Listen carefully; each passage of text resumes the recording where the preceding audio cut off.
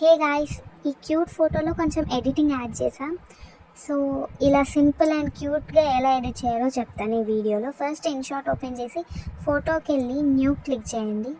Click చేయగానే మీరు ఏది ఎడిట్ చేసుకోవాలనుకుంటున్నారో సెలెక్ట్ చేసుకోండి. తర్వాత కింద చూస్తే డూడిల్ ఆప్షన్ ఉంది కదా, అది క్లిక్ చేస్తే ఇక్కడ డిఫరెంట్ స్టైల్స్లో డూడిల్ చేసుకోవచ్చు. నేను థర్డ్ది సెలెక్ట్ చేశాను. సో ఇలా మనము అది క్లిక్ చేసి మన ఫింగర్తో మనకు ఎక్కడెక్కడ కావాలో ఎడిటింగ్ అక్కడ అవుట్లైన్ చేసుకోవచ్చు. నేను ఇక్కడ అవుట్లైన్ గీస్తున్నా, క్యాట్ ఏ షేప్లో ఉందో అదే షేప్లో. ఆల్సో నేను కలర్ వైట్ చూస్ చేసుకున్నా. సో ఇలా మనకు చాలా డిఫరెంట్ స్టైల్స్ ఉన్నాయి, చూస్తే ఒక 8 అలా ఉన్నట్టున్నాయి. ఇంకా పైన ఇక్కడ కలర్ చేంజ్ చేసుకోవచ్చు, రెడ్ కానీ ఏదైనా.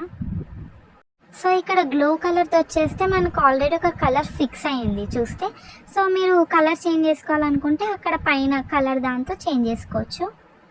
ఇక్కడ నేను మళ్ళీ వేరే స్టైల్ తీసుకొని కలర్ చేంజ్ చేసి ఇక్కడ కింద హార్ట్ షేప్స్ గీస్తున్నా కొంచెం క్యూట్గా రావడానికి.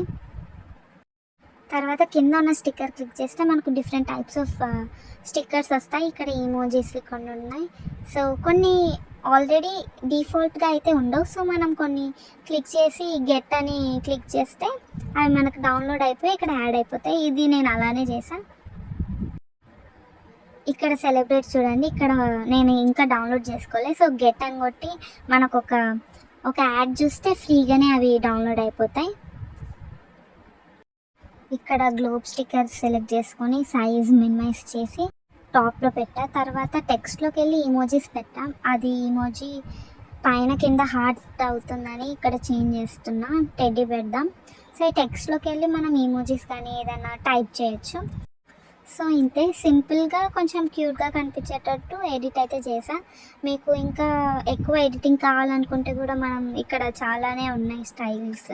ఇంకా ఒపేసిటీ ఉంది, లేదా థిక్నెస్, అన్నీ చాలానే ఉన్నాయి. సో మీరు సింపుల్గా ఎడిట్ చేసుకోవాలంటే ఇలా చేసుకోవచ్చు. తర్వాత ఎక్స్పోర్ట్ చేసుకోవడమే.